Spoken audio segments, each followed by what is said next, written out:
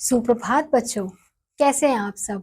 उम्मीद करती हूँ आप सब अच्छे होंगे। तो बच्चों, आज की कक्षा में हम पढ़ने वाले हैं अध्याय नंबर 14, जिसका शीर्षक है वाक्य विचार। शब्दों के सार्थक समूह को वाक्य कहते हैं, अर्थात जिसके द्वारा कहने या लिखने वाले का पूर्ण भाव स्पष्ट होता है उसे वाक्य कहते हैं। जैसे संसद का ग्रीष्मकालीन अधिवेशन समाप्त हो गया, नेताजी मंच पर भाषण दे रहे हैं। तो उपयुक्त उदाहरण के शब्द समूह से उनका पूर्ण भाव प्रकट हो रहा है, अतः ये वाक्य हैं। यदि इनकी क्रमबद्धता बदल दी जाए तो भाव अस्पष्ट हो जाएगा। अब हम यहाँ देखेंगे वाक्य के अंग। वाक्य के दो मुख्य अंग होते हैं, उद्देश्य और विधेय। उद्देश्य क्या होते हैं? वाक्य में जिसके विषय में कुछ कहा जाता है उसको उद्देश्य कहते हैं।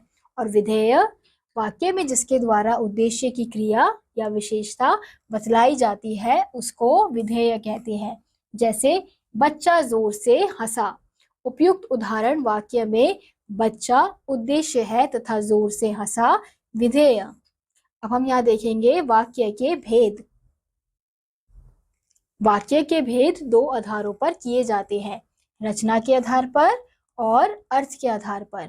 तो रचना के आधार पर वाक्य के तीन भेद हैं, सरल वाक्य, संयुक्त वाक्य और मिश्रित वाक्य। तो सरल वाक्य कौन से होते हैं? जिस वाक्य में एक उद्देश्य एवं एक विधेय होता है, विधेय हो उसे सरल वाक्य कहते हैं। जैसे किसान ने खेत जोता, मैं अब सोऊंगा। और संयुक्त वाक्य क्या होता है? जिस वाक्य में एक से अधिक सरल वाक्य हो उसे संयुक्त वाक्य कहते हैं। जैसे अमित मेरे घर आया लेकिन रुका नहीं। अगला है मिश्रित वाक्य। जिस वाक्य में एक प्रधान उपवाक्य से एक या एक से अधिक आश्रित उपवाक्य जुड़े हों उन्हें मिश्रित वाक्य कहते हैं। जैसे यदि आप आते तो मैं आपके साथ जरूर चलता।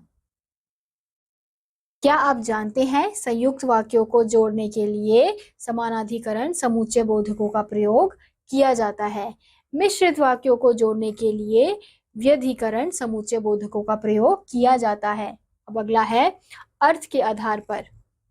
अर्थ के आधार पर वाक्यों के निम्नलिखित 8 भेद होते हैं। पहला है विधानवाचक वाक्य।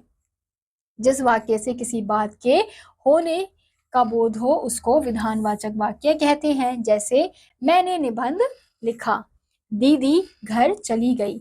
अगला है निषेधवाचक वाक्य। जिस वाक्य से किसी बात के न होने का बोध हो उसे निषेधवाचक वाक्य कहते हैं। जैसे मैंने निबंध नहीं लिखा, दीदी घर नहीं गई। अगला है आज्ञावाचक वाक्य। जिस वाक्य से किसी आज्ञा, प्रार्थना, सुझाव आदि का बोध होता है उसे आज्ञावाचक वाक्य कहते हैं। जैसे चुपचाप बैठो, मुझे अपनी पुस्तक दे दो। अगला है प्रश्नवाचक वाक्य। जिस वाक्य से किसी प्रश्न का बोध हो उसे प्रश्नवाचक वाक्य कहते हैं। जैसे तुम्हारा क्या नाम है, तुम कहाँ रहते हो। अगला है विस्मयवाचक वाक्य। जिस वाक्य से विस्मय, शोक, हर्ष आदि भावों का बोध हो रहा है उसे विस्मयवाचक वाक्य कहते हैं। जैसे ओह, मेरा सिर फटा जा रहा है, शाबाश, तुमने तो कमाल कर दिया। अगला है संदेहवाचक वाक्य। जिस वाक्य से संदेह का बोध हो उसे संदेहवाचक वाक्य कहते हैं। जैसे छवि घर आ गई होगी, अमित पढ़ रहा होगा। अगला है इच्छावाचक वाक्य। जिस वाक्य से इच्छा या कामना का बोध हो उसे इच्छावाचक वाक्य कहते हैं। जैसे यह मेरी हार्दिक इच्छा है कि तुम सफल हो, भगवान आपको दीर्घायु करे। अगला है संकेतवाचक वाक्य।